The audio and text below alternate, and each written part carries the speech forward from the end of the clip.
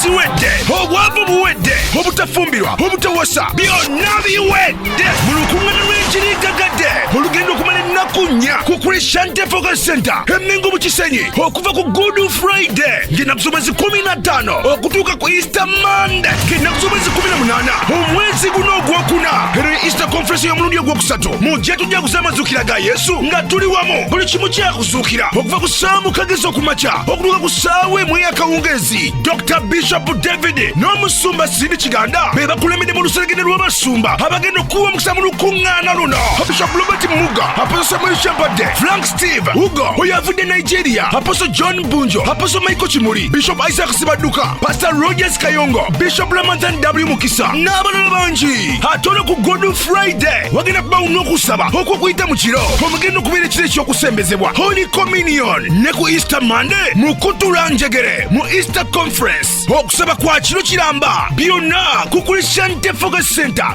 Mengo mu Kisenyi.